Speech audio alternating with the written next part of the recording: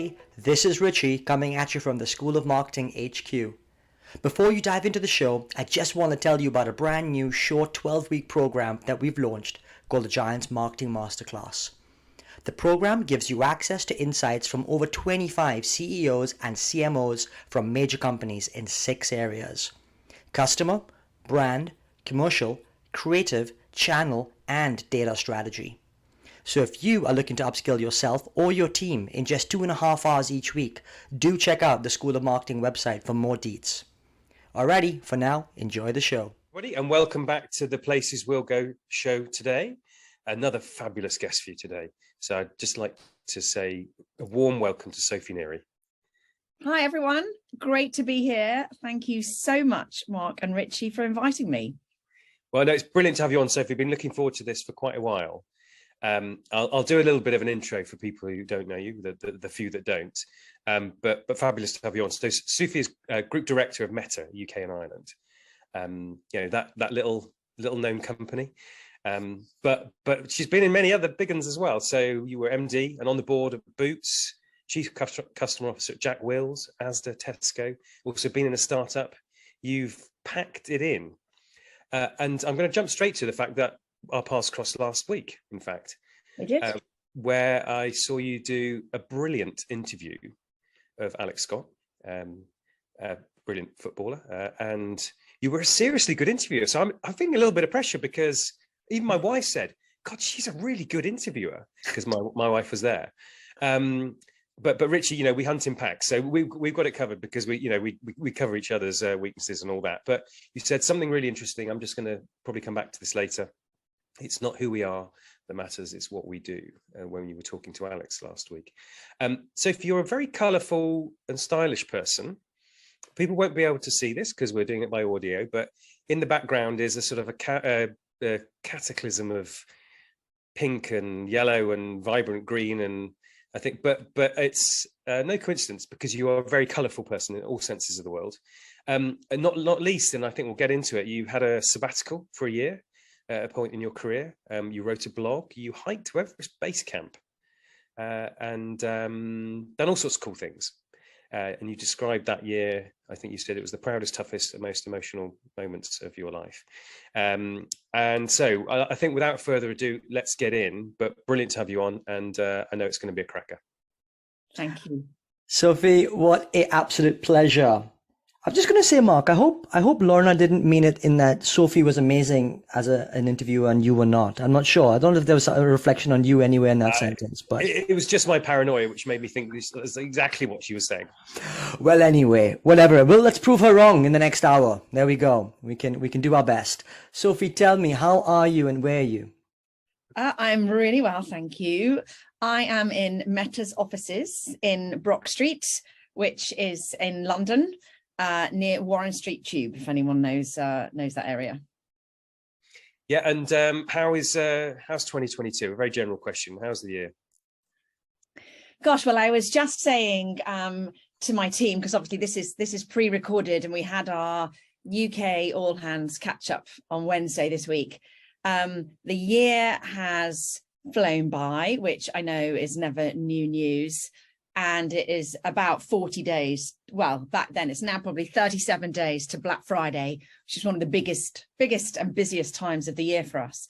So the year, you know, my actual perspective on this year is normally when I start a year for my New Year's resolutions, I'll go, this will be my best year yet. But actually this year, I'm sure we'll get into it. Last year I had a very difficult year personally. So this year my ambition was for it to be better than the last. And that's definitely been true. Well, hey, good to hear that, Sophie. And, you're amongst the marketing fraternity anyway. You are pretty much, one of the key faces of Meta to us. And you clearly come with a very snazzy job title, right? Group Director and all the rest of it. So tell us a little bit about what that entails. Oh, thanks. Well, as is always the way, don't judge a book by the cover. Job titles are just a job title. So my job is really to work with all of the clients who in this realm are the brands and organizations that spend their very precious advertising budget on one of Meta's platforms or products. So just in case anyone's not sure, that's Instagram, that's Facebook, that's WhatsApp, that's Messenger, and more recently it's been Oculus, the virtual reality headsets, and looking forward into the metaverse as well. So it's a huge responsibility. We know that brands and organizations have a choice where they choose to spend their hard-earned marketing money. So we never take any of that for granted. And it's me and my team's job to work with all of the biggest brands and companies in the UK and explain to them and demonstrate and prove to them why we are valued in terms of their overall marketing mix. It's it sounds extraordinarily glamorous, and they will have that, but also it's complex, isn't it? I mean, Meta is a business that is always in the spotlight, and is listed and therefore has responsibilities, and the complexity across the masses of clients that Meta has in the UK alone. So I guess you're just phenomenally busy. Is it a crazy world you occupy? It is. It's really busy. And the thing that I've had to get really comfortable with in this job is getting comfortable with the uncomfortable. So before, as you said, my background was Boots, it was Jack Wills, it was Asda, Tesco. It's always been in retail, and I'm sure you've had many amazing retailers on the podcast. Retail is an exceptionally fast moving environment to work in. I mean, it really is, day to day. It's the pace of change and the relentlessness of it, particularly if you work in online retail, which I did. A shop is never shut online, is it? It's open 24/7. Sale goes live on Christmas Eve. I would always check my numbers on a Christmas day. So it was really nonstop. The difference, but I was good at it, and I knew my shop. Like, I knew all the products that were in my shop, and I knew how my shop was supposed to work and the different things I needed to do during a day to make it run as well and be as successful as it could.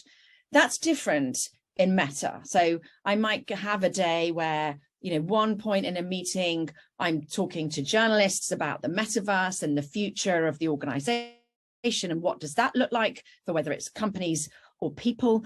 I might be having what we call a top-to-top meeting with you, Mark, or with another marketing director or a chief marketing officer from any company across the UK. I might be having internal meetings with our product teams around what do I think our clients want to be able to do across the different platforms that we have.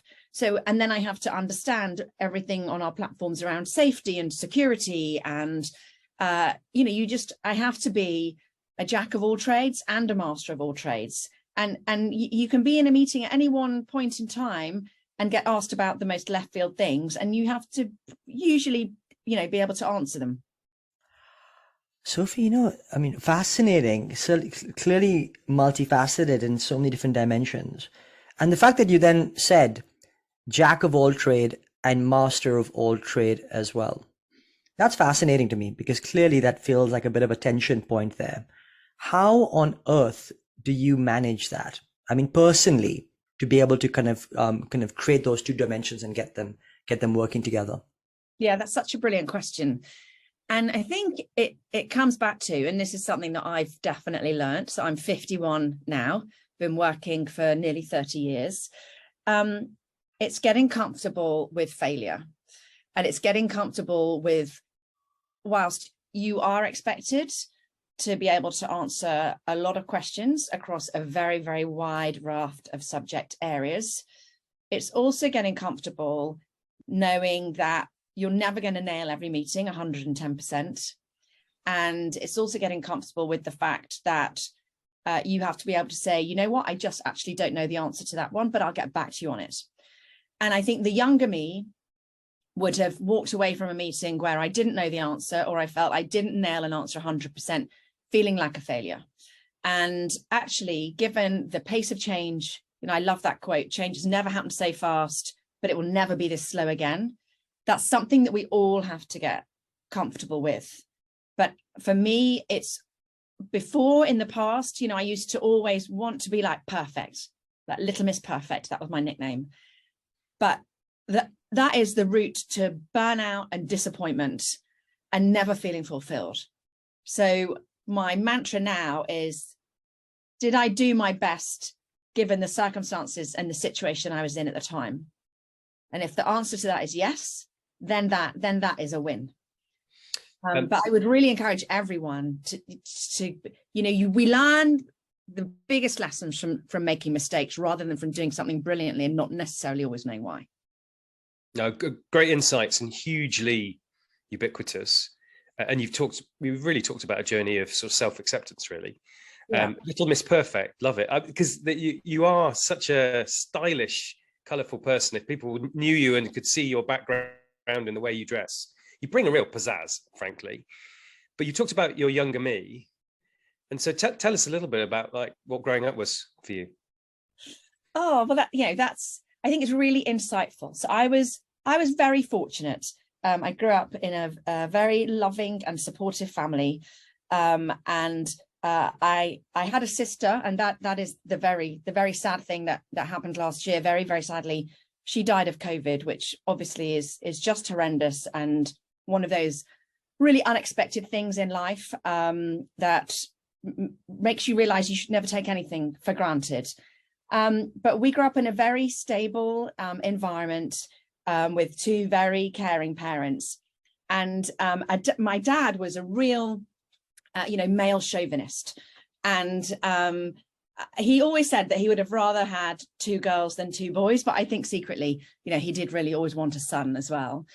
But he was really, really good at being pragmatic, but also instilling ambition in me and my sister. So he was great at really saying girls can do anything. And I grew up in the 70s, and that just frankly was not true. But he said girls can do anything, but what you've got to realize is that it's harder for girls. You've got to be better than the boys to be seen as the same, and you're going to have to work harder to be seen to be doing the same amount of work as the boys are. And I remember saying at the time, but that is so unfair. It's so unfair. That can't be right. That can't be right. It's so unfair. And he was like, well, life is unfair, Sophie. And that has stayed with me forever, because unfortunately it is true. And one of the things that, as you know, I'm so passionate about is the fact that talent is equally distributed, but opportunity is not. Like, I was really lucky. Doesn't mean I haven't had to work unbelievably hard to get where I've had to get to, and I have. But what it has meant that I haven't had to overcome not having the best education. I haven't had to overcome the color of my skin because I'm white. I haven't had to overcome my sexual orientation. I'm not gay. I think it's really interesting that sometimes we can get stuck in the narrative of it's not about saying to people, you haven't had to work hard to get to where you are, but someone like me hasn't had to work as hard as someone who grew up in a very low income family from a broken home, who didn't get the chance at school, who didn't get the chance at university. So I had everything in my background. Shame on me if I couldn't be successful. But that's not to say it hasn't been easy. That's not to say, that I haven't had to be better than the men. And I truly do believe, and I say this with as much humility as I can, if I was a man, I would be the CEO of a company. I absolutely know that. And because I'm a really confident woman, my whole adult career, I've always had these, unconscious bias things held against me, because I'm a difficult woman, because I speak my mind, or I'm bossy, or I'm outspoken, rather than actually I'm just really confident. And if I was a man and said the things that I would say, instead of being judged for my character for saying them, it would be accepted as, oh, those are great words of wisdom from that man. So, I certainly would not be where I am today had I not had the amazing upbringing and that kind of mantra instilled in me that, it's harder for girls. And my wish, forgetting about my job, but my wish is that we just make it easier for everyone to have that opportunity. If someone has an opportunity and they don't take it, if someone gets the chance and they don't work hard and they don't give it their best shot, then that's on them. But what's really unfair is still today in 2022, not enough people get that opportunity. And that's really why I still work, so that I can be a leader in a huge organization with the incredible privilege of having 3.9 billion people on whether Facebook, Instagram, Messenger, WhatsApp. so that I can help make that difference. Because talent is equally distributed. There is no study or scientific survey that says that men are better lawyers, leaders, professors, doctors, presidents, prime ministers, whatever, than women. But if you look at who rules the world today, who runs companies today, it is still predominantly the men. Doesn't mean they haven't had to work hard to get there, but we are not giving everyone the opportunity to prove that they can be the best person. And also, therefore, women are 51% of the population, but we don't have 51% of those jobs. Yeah, I'm just going to come in, Richie. First off, Sophie, I mean, crikey, your sister, we don't need to go there, but I just couldn't ignore the fact that that's happened to you. And so our thoughts and sympathies around that. And you are a campaigner, you're an activist. I mean, that's why we brought you on, because you care passionately and you speak your mind. I'm going to ask you, the reason I've interjected, Richie, is I don't want to lose the moment. I'm going to ask you to do your little question tee up that you did with Alex around if men had periods. Can you indulge us with that? Can you remember? Yeah. It was so good. Yeah, of course I can. So one of my big passion points is about women's health. So, we talk a lot more now openly about the difference between men and women in the workplace, and smashing these memes that, a woman is bossy, a man's a leader. And, these we call them microaggressions. I'm bossy, I'm opinionated, I'm difficult. I'm not. I'm strong. I'm very experienced. And I speak my mind. But the one thing that we still don't talk about nearly enough is that women's health is very different from men's health. And the way that I like to talk about it in a way that doesn't make everyone freeze with fear or think, oh my God, is she really going to go there? Is imagine how different the world would be if men got periods. Because we have to accept that having periods is one of the most wonderful things about being a woman. Because if women didn't have periods, there would be no babies, and there would be no people on Earth, and there would be no planet. So it's pretty important that we have them. But yeah, as we know, they are covered in huge amounts of shame, and we're taught at a very early age to tuck our tampons up our sleeves when we go to the loo, to not talk about them. But if we lived in a world where men had periods, then it would be very different, I think. So I think every month we would have, on the tube in London, we have these badges that have baby on board. We'd have a little red badge that the men would wear, and, they'd get nods of acceptance and, oh, good for you for coming to work on the day that you've got your period. And if someone was giving a presentation and they had their period, it'd be like, oh my God, not only did Mark absolutely smash that, but he came in and because it's his first day of his period, and you'd get extra kudos. Or you'd be walking down a corridor at work and someone would go, yeah, Richie, fertile, go you. But we don't do any of that. We're taught to hide it. We're taught that it's shameful. And when I was interviewing Alex Scott, one of the things that I don't think we've thought about yet, because it's not in the conscious, I don't think it's unconscious, I don't think it's on purpose, it's just it's unconscious, is when the England Lionesses ran out in Wembley Stadium, 85,000 people in the stadium, millions watching from home, they were all doing so wearing white shorts. Now, presumably one of those girls had their period, just given the laws of statistics and probability. That's an extra level of mental stress that we don't need those girls to be having at that point when they're playing for their country to win, the biggest football tournament that we've won in the last 56 years. But men don't have that. Men don't have that extra anxiety of when they stand on stage going, oh my God, I've got my period. Am I going to have a really embarrassing moment? Or, my tummy just really hurts. So the reason that I bring them into the conversation is we've got to normalize all of these conversations. And by normalizing them, we make them acceptable, and we make them one less thing for women to worry about. Sophie, it's you've certainly opened my eyes in many ways about that discussion, and I actually wonder if maybe a man designed the women's football outfit. Who knows? I don't know, but interesting in the way that you've articulated, reframed that whole position around things, and even back to sort of the earlier point around D&I and how some of these sort of cross sections of society are getting it tougher and harder, and recognizing that, I think, is absolutely key and critical. I mean, in our industry alone, if you look at the stats, and Advertising Association has done a wonderful study around this, and it just shows that the number of people achieving C-suite status all predominantly comes from sort of male public school speaking backgrounds. And actually, when it comes to ethnicity, there's a lot of discrimination that still goes on today in 2022 amongst all the other areas of diversity that you spoke of.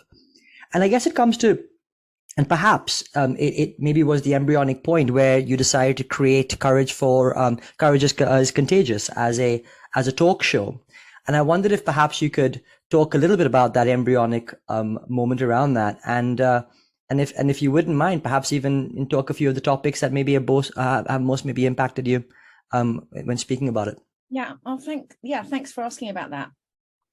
So, this is really one of the amazing things about working for Meta. So I've always been really passionate about women's health, and before I joined Meta, I was, as you said, on the board at Boots, where I got a different insight into the world of health overall. Obviously, Boots is the UK's largest health, beauty and wellbeing company. Everyone in the population lives within 10 minutes of a Boots. I mean, like, everybody knows Boots, right? It's an iconic shop, whether it's your mum shopping there or you shopping there as a girl to buy your first lip gloss or whatever, or your tampons. So I suddenly had this bit of a light bulb moment, and bearing in mind I was in my mid-40s at this point, that we weren't really having those conversations about women's health in the workplace. So Boots is amazing, obviously, about how it engages with its customers, but I was thinking, gosh, we don't really talk about that on the inside. And the hard thing at Boots is didn't have a platform like Meta's to be able to use to create, to open that door into those conversations. So when I joined Meta, I did a couple of internal panels, and I actually started talking about the fact that I'm not married and I don't have children. And there's quite a lot of stigma that comes with that at my age, because I'm 51.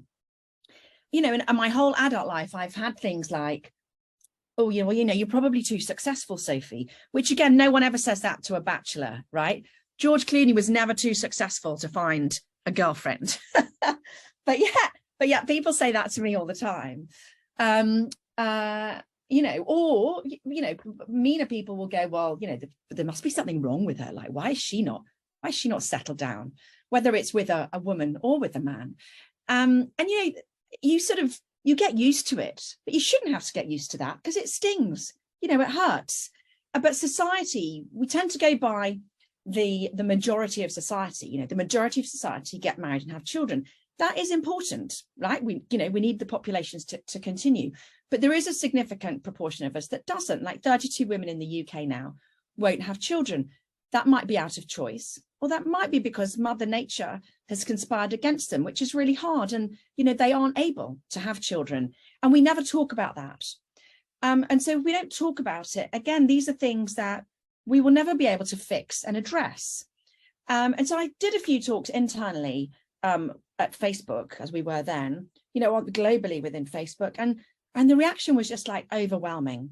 And I realized that actually this was a conversation that needed to be had wider than just internally at Meta.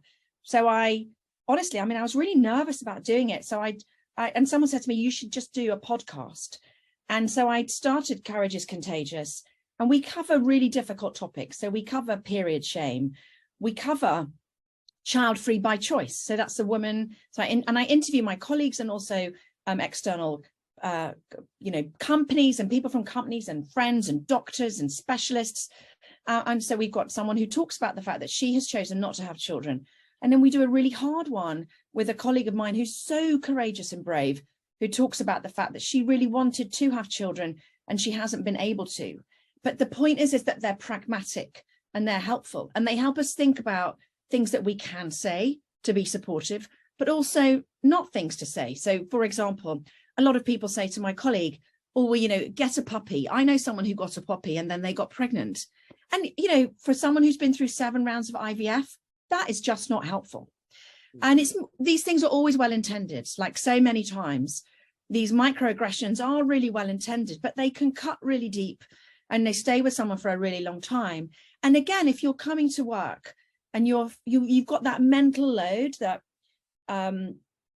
I want to have a baby and I can't have a baby. That's an extra. And I'm not saying it doesn't affect the male partner in that, because obviously that's a very difficult fertility journey for any partnerships. Or two lesbian women that want to have children together, their journey to have a baby is completely different. And I have got, a gay mum on the show who talks about this incredible process that she went through called intra-partner IVF. And all these things, we don't talk about them. So if we don't talk about them, they're not normalized, they're not understood. Then as people, we don't know how to react to them. So we do unintentionally say the wrong things. So the intention of courage is contagious is to be courageous and to face into those unspoken topics, because when we talk about them, no one comes to work wanting to be sexist, wanting to say the wrong thing or to upset someone that's on a difficult journey. 99.9% of people are really good, but knowledge is really important, and ignorance sometimes can be really hurtful and harmful. And so I shine a light on these to help dispel any myths, to help dispel taboos, to give other women the confidence to be courageous and to talk about these things, because ultimately they do hold us back. Hallelujah. I'm fired up just listening to you talk. I'm going to take us in a slightly different direction now, and I'm just intrigued to know about your sabbatical and really what were your motivations to do that? Yeah, well, it's such a good question. And again, it comes back around having that courage and confidence to fail. So I worked for Jack Wills, which if you don't know it, it's sort of mid-market clothing brand, a bit like Abercrombie and Fitch, if people who are old enough to remember that. There's about 123 stores in the UK, has stores in the States and stores in Asia. And I was their chief customer officer. So I owned everything that the customer touched. And I loved that job. I thought that was the best job I was ever going to get in my career. I was on the board, a huge responsibility. I ran everything from brand to licensing to franchising. It was, really exciting. And, it's very kind of you to say, Mark, that I am quite a colourful dresser, and Jack Wills colours, they're pink and navy blue. And like my Instagram handle is Sophie Loves Pink. I've always loved pink. And that's a little bit about, I love the places we'll go, but the Doctor's You thing is, why fit in when you were born to stand out? And I would encourage everyone to really think about what their superpower is. What's the one thing that they're going to stand out for? And mine is the fact that I've just always really liked this colour pink. And I'll explain why in a second. But Jack Wills got taken over by a private equity firm, which is very normal in business for other companies to come in and take other companies over. And on the Friday, I was still the chief customer officer and I loved my job. And everyone was like, yeah, you're doing an amazing job, Sophie. And then I went to the office on Monday morning and they said, yeah, your role's redundant. That's it. And I couldn't even go to my desk. I couldn't say goodbye to my team. And it was like being dumped by a boyfriend. I mean, I was absolutely heartbroken. I didn't see it coming. It's like a boyfriend saying, you're the best girlfriend I've ever had on Friday. And then on Monday going, actually, no, I'm dumping you. And I truly was. I mean, it really hurt. And, I know these things are business decisions. I know they're not personal, but when it's you, it feels really personal. And I was on 6 months notice period. So I had 6 months of what we say sort of gardening leave before I was allowed to work for another company. And I went home, and for the first 2 weeks, honestly, I just felt like the world's biggest failure. I was really blue. I was like, that's it. I'm never going to get a job as good as that one again. My career's over. And a really good friend of mine gave me a really good talking to. I said, what on earth are you talking about? I think I was like 43 or 44 years old. You're super bright. You're really good at what you do. You're just tired. Take some time out. Have a reflection, and you'll bounce back. And it was really interesting because the headhunters at the time were saying, get back on the horse. I've got some interviews for you lined up. But honestly, I had just fallen out of love of work. I didn't want to go to another interview and give them my heart and soul, because I am a very enthusiastic person, and I throw myself into what I do. I can't do something I don't love it. I'm just one of those people. And I just couldn't do it. And I just thought, actually, you know what? I've been working nonstop since I was 22 years old, and I've worked really hard because of this. It's called competency bias. Thousands of studies have showed that men are proved to be more confident and women are proved to be more competent And we have to overcome this thing called competency bias, because women have to prove that we're competent, whereas for men it's assumed. And so I was just knackered. And so I thought, right, you know what, I've always wanted to go to Nepal since I was at junior school, a little girl. And I'd always wanted to spend a bit more time in the mountains. And I'd always wanted to learn how to kite surf. So with my little dog and my 1969 Land Rover, we drove all the way across Spain to Tarifa, which is the southernmost tip of Spain, opposite Morocco. And I learnt to kite surf, which was pretty brutal, but I absolutely loved it. And I was there for sort of 4 months. And then I took myself off and I went hiking in Nepal for 3.5 months. And I did, as you said, Mark, this incredible, I did a high pass route to Everest Base Camp. So Everest Base Camp was actually the lowest point that I went to on the trek. And there were points in that trek when I was on my hands and knees screaming to myself to keep going. 15 people started that trek and only 3 of us finished it. And I was the oldest one on the trek by about 10 years. So I'm still quite proud of that. But, you know, Nepal is the most amazing, amazing country.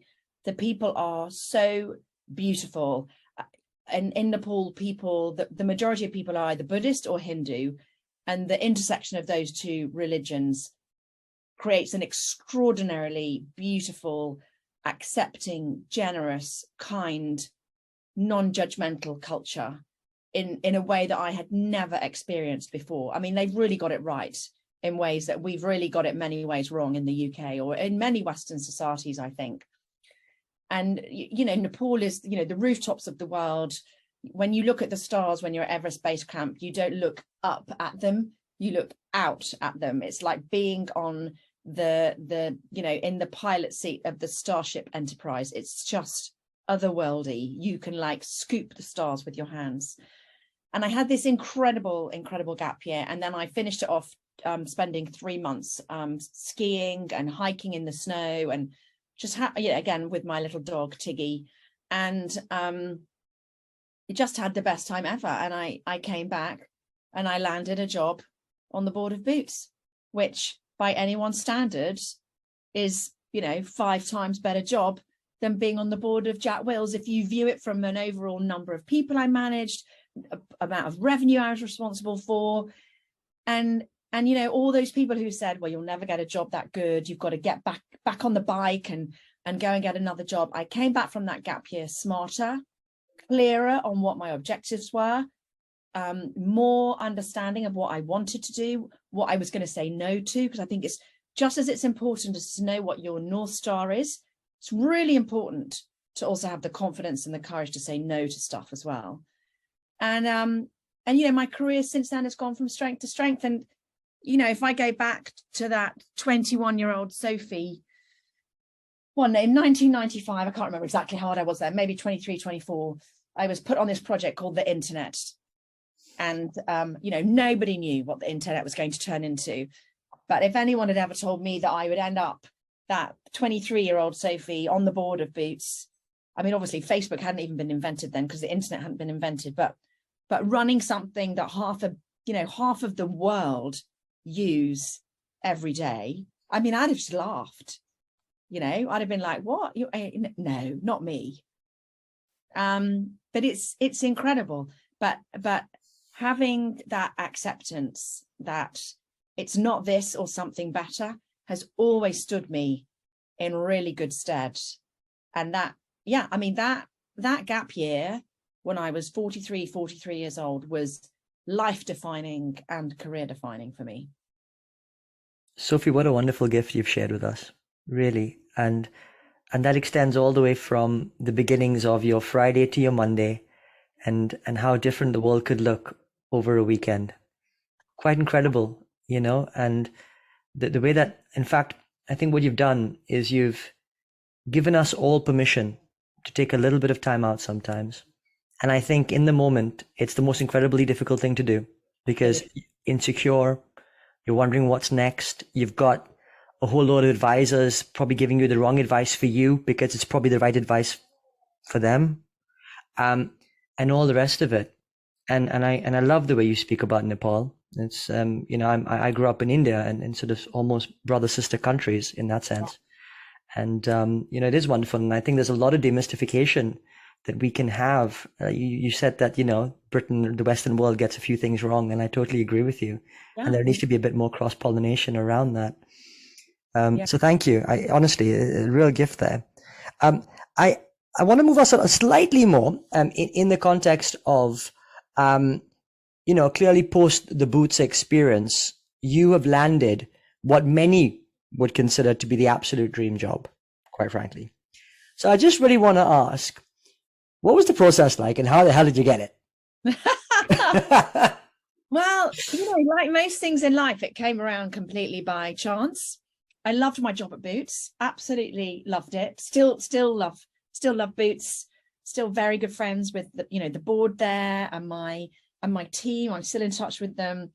I love them all, and actually still very much in touch with my team from Jack Wills as well.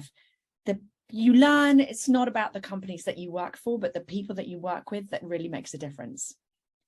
If you ever make the mistake to go somewhere just because of the name or the brand of the company and not just the people, just know that you're going to be compromising. Sometimes it's a good idea, right? I'm not saying it's not a good idea to get a great company on your CV, but know that truly magical things happen when you're surrounded by truly great people. But it came around by accident. So at Boots, I ran boots.com and digital retail, and part of that was digital marketing. So I was a client of Facebook, right? So we spent a lot of money with Facebook and with Google, our competitor obviously as well, and all of the other social media platforms. And so I was out having a drink with a wonderful woman called Beth, who has worked for Meta for about 12 years. She's American. She joined on the West Coast. And her and I always got on famously. She's a fantastic woman. And she had been in the UK for about a year. And it was coming up to Christmas. And I, lived in America and lived overseas. And she's also not married and doesn't have children. And I know sometimes it can be hard being away from home at Christmas. So I said, let's go out for a Christmas drink. So we went out for a Christmas drink, and we were just sort of chit-chatting and, how's everything going? And I said, oh, good, and I said, I don't, and she said, well, what's next for you? And I said, I don't really know, because how do you get better than Boots? I wasn't really sure if I went to another retailer. Because I loved that job so much, and I was really conscious of what had happened at Jack Wills. And I was like, I don't, how do I get better? And, if Facebook had been called Meta then, she could have gone, well, it's better at Meta, because that's a bit of a kind of internal joke we have now. But she said, well, how about Facebook? And I was like, well, why would they want me? I'm not an ad executive. I've obviously done huge amounts in digital media, and I've worked in digital retail businesses all my career. But I was like, I'm like, why would you want me? And she said, well, because at Facebook, we're way more than just adverts. We do shopping, we do, messaging, we do all sorts of different things. And she said, we've got loads of advertising experts, but actually we don't have that many people who have got that sort of breadth and depth of expertise in commerce and in digital transformation that you do. And I was like, oh, okay. She went, and there's this job at the moment that we're being, that's being recruited for. She said, can I put you forward for it? And I was like, oh, blimey, well, okay. And this was maybe the 15th of December. So 3 days later, and I sort of didn't even have a CV ready. So I actually didn't even write a CV, I just wrote a covering letter. And I went, this is me. Blah. And a few days later, I was having an interview with my now boss, who runs all of Meta for Northern Europe, a really lovely man, Steve Hatch.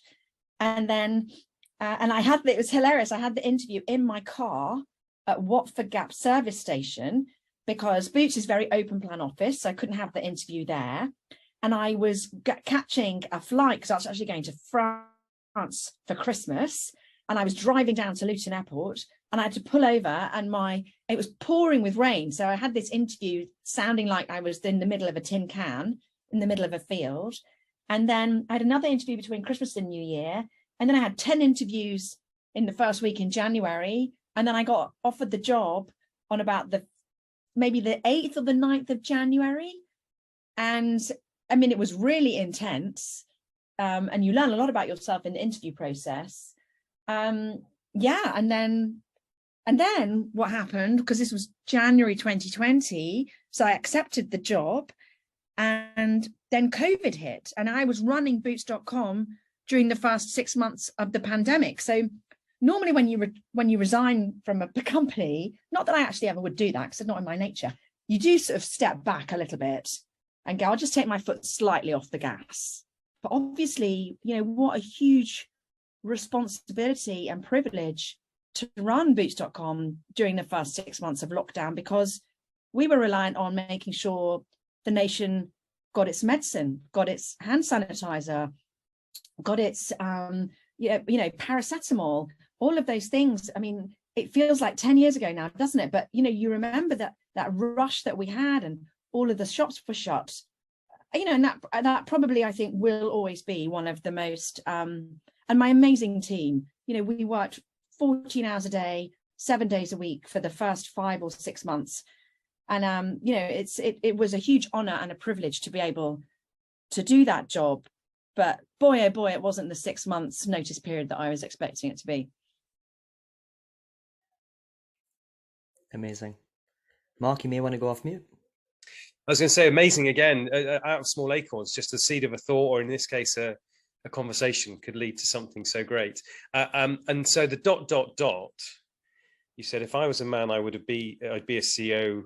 I don't think you said already, but I'm sort of remembering you saying. Yeah, no, I think I would be a CEO by now. Yeah. So is that the logical ... I think it could be.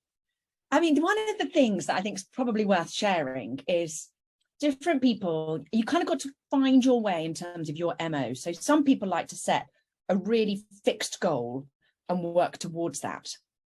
I'm not one of those people. And actually, I think particularly for women, we have to be careful because we tend to be less ambitious. We're a bit more humble. And I truly and honestly, and I hope this comes across with humility because I mean it that way. If I had, you know, when I was 21 years old, started my job, I earned £15,750 a year. My ambition was to earn my age and my salary, to earn £21,000. You know, I ended up quite quickly earning a lot more than that. And so sometimes you've got to be careful that if you set yourself a 3-year goal, you might be setting your ambitions too low. So, but if you're one of these people that really likes to work towards a fixed target, make sure you've got what I call a really good critical friend. So someone who's your friend, who's on your side, but it's going to really challenge you and say, you know, is that it? Can you push that? What would be the stretch? If that's good, what would great look like? Whereas I've always been a bit more of a North Star, which is, I think I'm pretty good at what I do, and I want to be the best that I can be. And these are a few things that might look like. And also back to that point that, you know, things have changed so much, right? So whoever's listening to this now, and maybe they're 25 years old, what they end up doing at 50, that job probably hasn't even been invented yet. You know, we just don't even know what's, you know, it's easy to predict the future, but very difficult to look further than we can see. So for me, I've always had like a North Star, and that North Star has been to be the best person that I can be, to make as much change as I can to help make it a fairer world, particularly for women, but honestly and truly for any person from an underrepresented background, and to be successful. And then that gives you the remit to pretty much do anything. So would I like to be a CEO? I think yes, but the downside of that is it's a big responsibility for the buck to stop with you. And I've always had like a wingman, like I've always been a CEO's wingman, and I'm a really, really good wingman. And I know that I'm a really good leader, and I'm really good at inspiring people, and I'm really good at operationalizing stuff.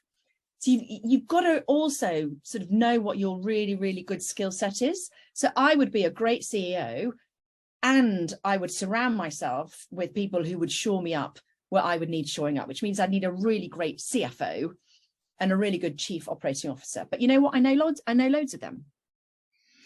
There you go, Sophie. Well, I'll tell you, as you were saying, you need a very good wingman. I was about to put my hand up, but then you started saying CFO and COO, and I thought, nah, probably not me. But hey, look, I actually go by the mantra that you can have anything you want in life, you just can't have it when you want it. And I've actually got absolutely no doubt that it, whatever you desire will absolutely come to you. So, Can I raise you with one other mantra on that? Because I love that. And I'm going to write it down. Please message it to me afterwards, which I also believe is true, that you can do anything, but you can't do everything. Absolutely. You cannot have it all. Sorry to be the bearer of bad news, but you cannot have it all at the same time. Absolutely bang on. And what a wonderful way to close our session. With high aspirations or visions of CEO-ness, which is fabulous, and it's been a treasure, quite frankly, Sophie. I mean, just the kind of things, the inspiration that you've overlaid in this conversation has been tremendous. But with just so much insight and humility that goes along with it, and some real hard-hitting realisms, I would say, as well, that people need to hear about. And I would encourage everybody here today to listen in and to check out Courage is Courageous. I think it's a wonderful show. I've said that to you in the past. I think it's a brave thing to be doing. And I would encourage others to sort of partake and certainly listen in as well. So a big thank you from me. I'll pass over to Mark for some of his closing remarks as well. Yeah, thanks. Sorry, Sophie. Thanks, Richie. Well, my reflections, there's been a sunniness to this conversation. Not that it's not been deep, profound, emotional, in extremes in places, but there's a sunniness to this conversation, and to you, Sophie. You talked about getting comfortable with being uncomfortable, getting comfortable with failure, which must be hard when you thought you were going to be Little Miss Perfect back in the day. But there's clearly a journey you've gone through there. And in the end, life is unfair. It's true. And to follow on from that, talent is equally distributed, but opportunity is not. And so you can see the foundations for your activism, and the need to talk about it, and the need to share with difficult things, and for people to find the courage to talk and to fail. And in the end, why fit in when we're born to stand out? So I think it's been a brilliant conversation. A high point was talking about your sabbatical. And I love that visualization of being able to scoop the stars. What a lovely set of words. But it clearly gave you clarity, and an adventure, but also a springboard. And it's been brilliant to hear about how you've traversed through your career steps, always thinking that this is the best thing and then finding something even better, which is brilliant. And as a mantra, like there's never best, there's always better. So it's been a really empowering conversation in many levels. Once again, so sad for the loss of your sister through COVID. That's a devastating thing, but your energy, your sunniness, your activism is really, really inspiring. So thank you, Sophie. You are welcome. Can I finish on one last piece of advice? Of course. Don't self-reject. So if there's one thing that I see, particularly young people doing, is this fear of failure, and then they automatically self-reject. If you think that the job might be out of reach, apply for it anyway. If you aren't sure if you should write the blog post, write it anyway. If you think the question might be a silly question and you're embarrassed to ask it anyway, because the greatest, fastest, quickest route to failing is to not even try. And I know it's not always easy. I know it's easier for some people to try than it is for others. But if I can instill anything in anyone in terms of the confidence and the courage to move forwards, is that you've got to try. And I know sometimes it's easy to look around and think everyone else's life is perfect and yours isn't. That is not true. You never know what battles or hardships people might be carrying or hiding for a multitude of different reasons. But don't self-reject. Always give it a go. You'll never regret it because you'll always learn something. Game on.